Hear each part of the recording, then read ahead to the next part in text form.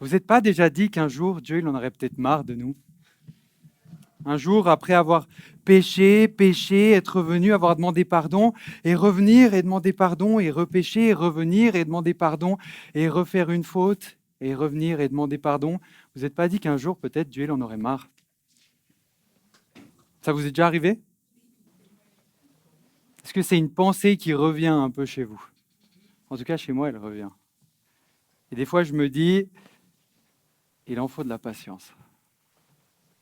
Parce qu'avec les petites erreurs qu'on peut faire, les grandes erreurs qu'on peut faire, il y a de quoi compter comme péché. Il y a de quoi compter comme faute qu'on peut faire. Et cette pensée, elle me revient, et du coup, elle vous revient à vous aussi. Mais normalement, avec cette pensée qu'on peut avoir, si on a écouté la semaine dernière, je ne sais pas qui était là parmi vous, il y en avait pas mal, Léo, il a dit que on n'a pas à se faire du souci pour ça. Normalement, ce n'est pas une pensée qui devrait nous revenir. Et pourtant, on a beau le répéter et le répéter, l'amour de Dieu est grand. Il n'a pas de limite. Dieu est puissant, Dieu est tout-puissant. Alors, il y a des amens aussi, mais on a beau le répéter, on ne l'intègre pas. On se le répète, on dit encore, Dieu pardonne, confesse tes péchés, ils seront pardonnés toujours, encore et encore. On le redit, mais ça ne rentre pas. Ça reste là, c'est théorique, on l'a compris théoriquement, mais est-ce qu'on l'a intégré? Est-ce qu'on l'a dans les tripes, là, dans le cœur? Est-ce que ça, c'est quelque chose que tous les jours, on vit avec ça?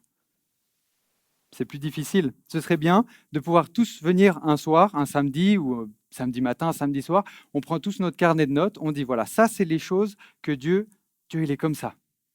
Dieu il pardonne, Dieu il est sans limite, sans fin. Tout le monde l'intègre, tout le monde l'apprend. Amen, alléluia, c'est fini. Mais ça ne marche pas comme ça. Parce que c'est pas logique. C'est pas logique. Ça rentre pas dans les mathématiques, dans la physique, dans la psychologie, dans la philosophie. Tout ça, c'est pas logique. Donner sans fin, encore, encore, encore et encore, toujours avec le même amour. C'est pas logique. Ça respecte pas les règles qu'on connaît. La grâce n'est pas logique. La grâce est sans limite.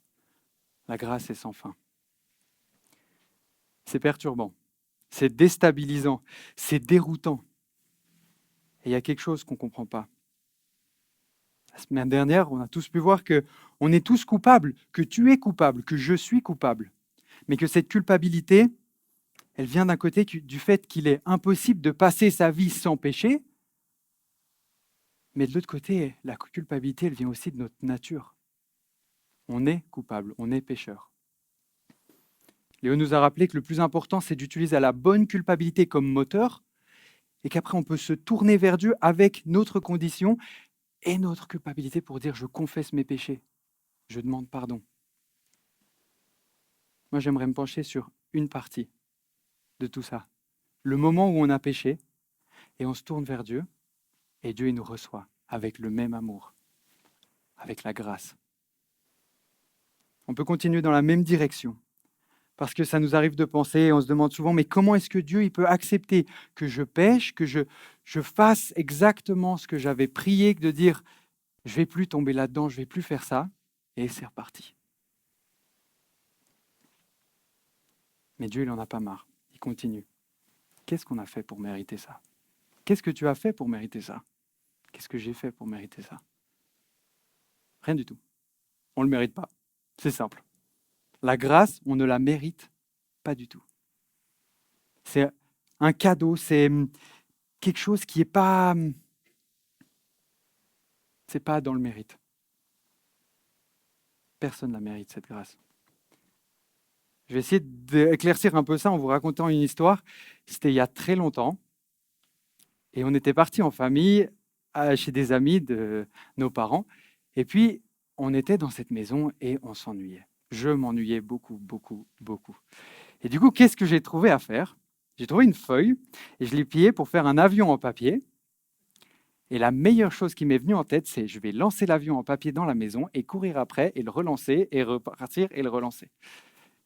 Et là, j'ai vu qu'il y avait des escaliers. Alors, je suis monté en haut des escaliers, j'ai lancé l'avion et je voyais qu'il volait encore plus longtemps. Alors, c'était génial. Je suis descendu en courant, je suis allé chercher l'avion, je suis remonté en courant et j'ai fait ça plusieurs fois de suite. jusqu'au moment où je suis descendu les escaliers en courant. Et là, au milieu des escaliers, il y avait un grand vase bleu et blanc, un vase de Chine. Bon, alors dans mes souvenirs, il était très grand. Peut-être quand j'étais petit, peut-être il était un peu plus petit. Mais vraiment, je voyais, je me souviens de ce vase qui était là. Et je suis descendu en courant. Et le vase, il est tombé dans les escaliers. Quand il est arrivé en bas, c'est peu dire qu'il n'y avait plus une seule pièce.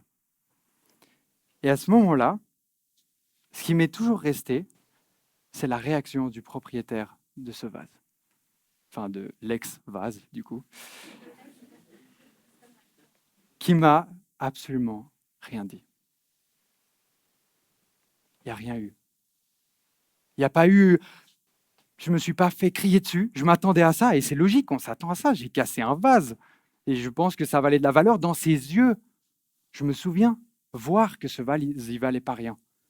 Mais il n'y a rien eu. J'ai pas eu de punition. J'ai pas eu de conséquences par rapport à ça. Il m'a pas dit « Tu vas le repayer, ce vase !»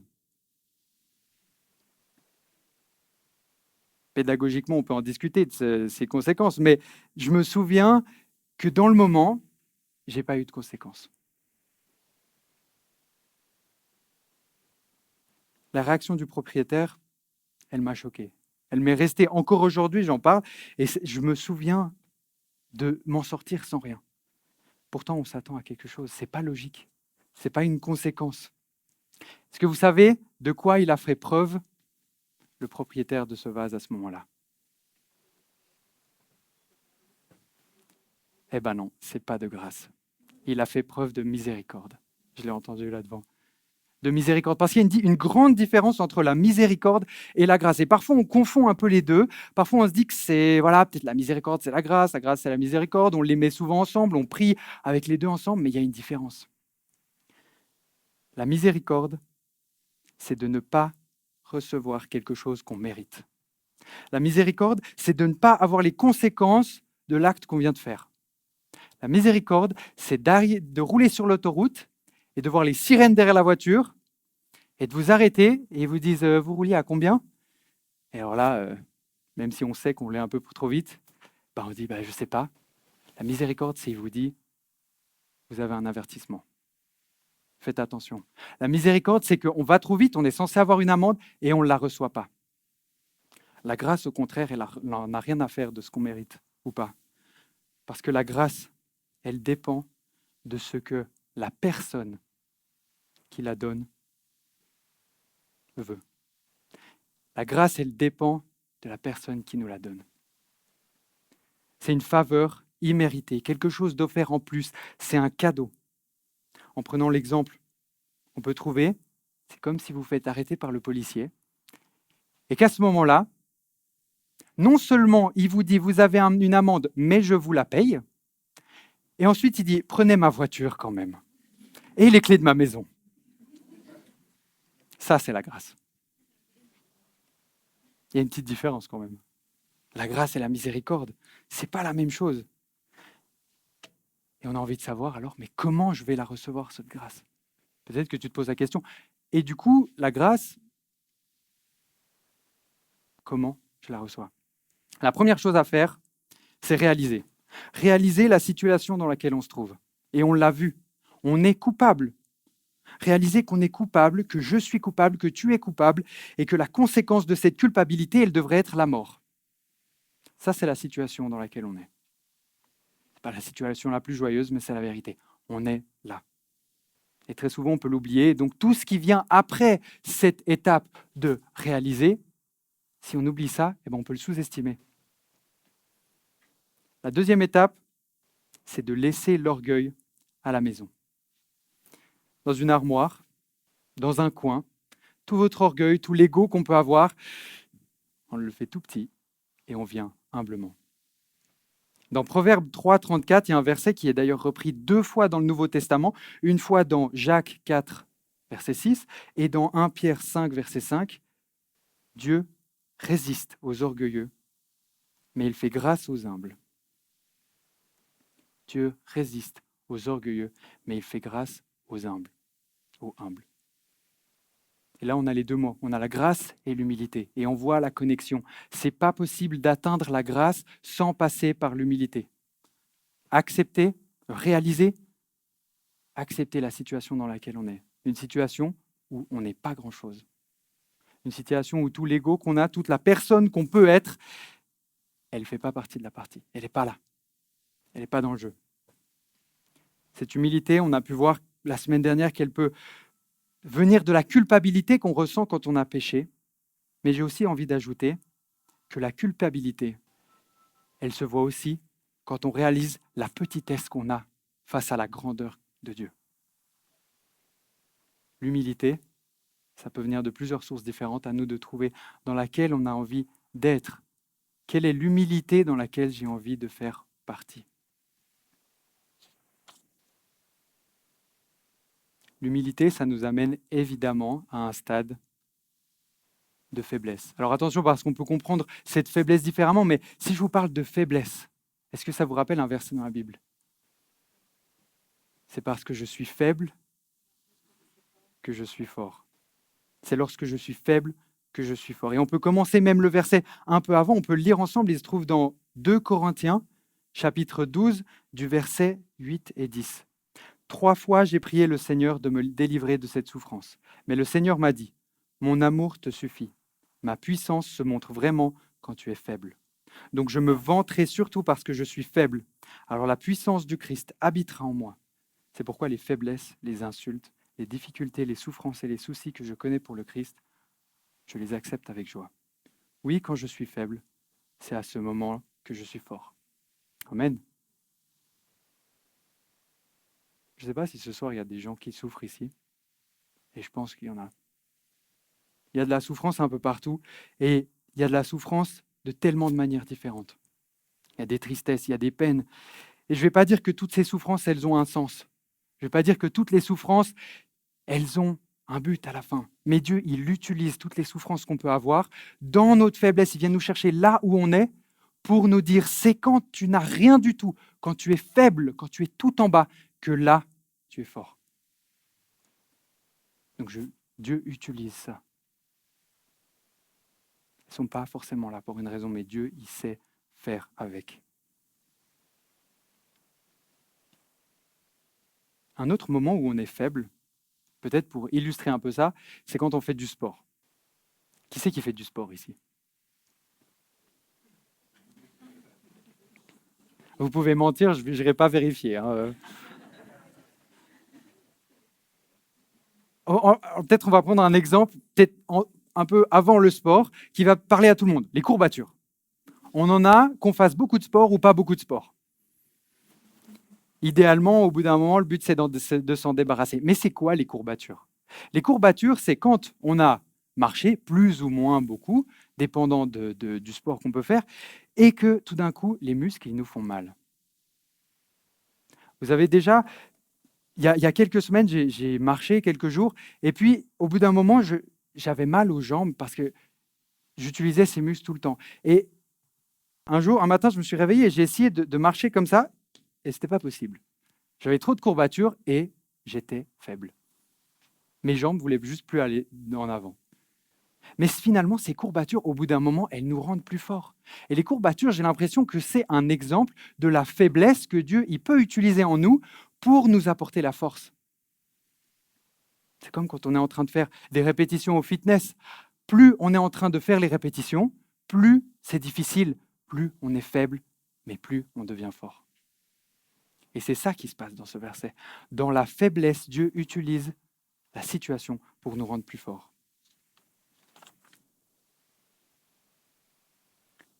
Vous savez quoi?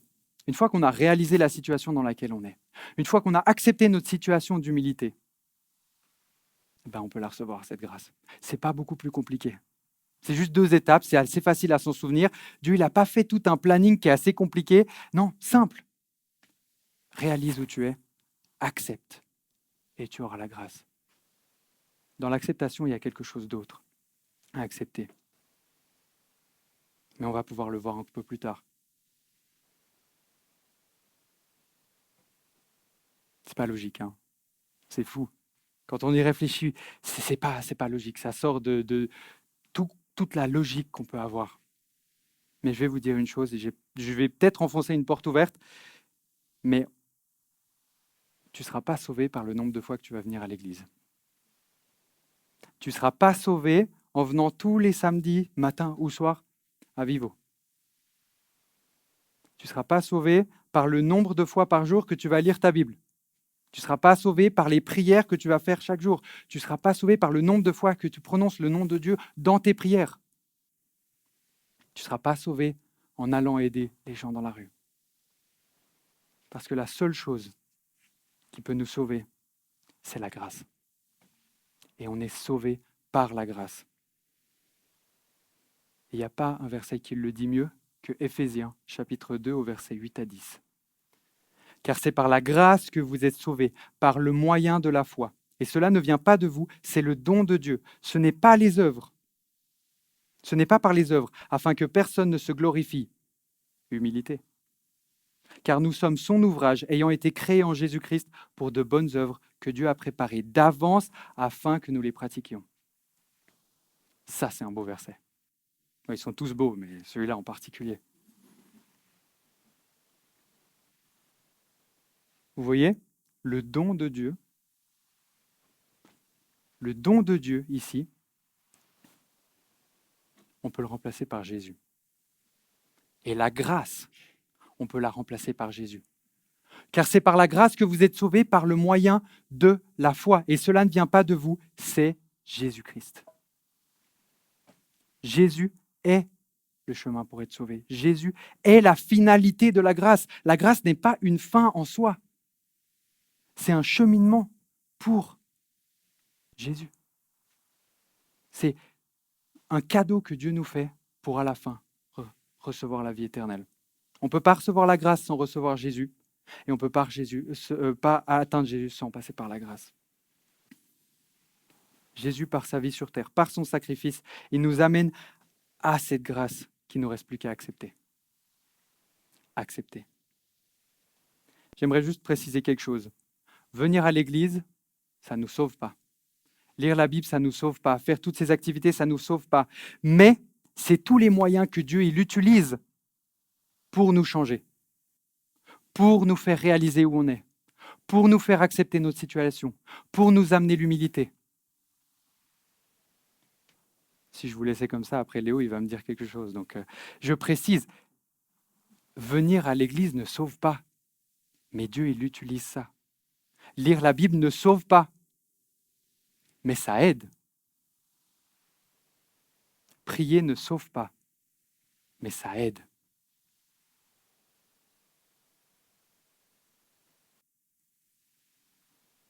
J'aimerais qu'on puisse finir avec cette phrase.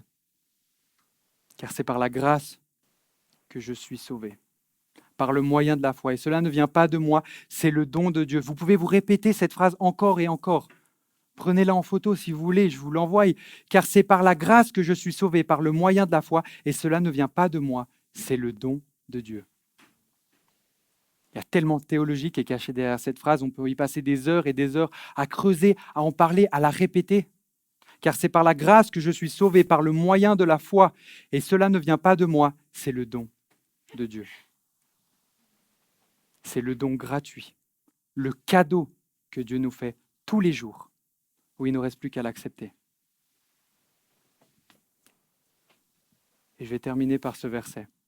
Car le salaire du péché, qui se trouve dans Romains chapitre 6, verset 23, car le salaire du péché, c'est la mort, mais le don gratuit de Dieu, c'est la vie éternelle en Jésus-Christ, notre Seigneur. Que Dieu vous bénisse.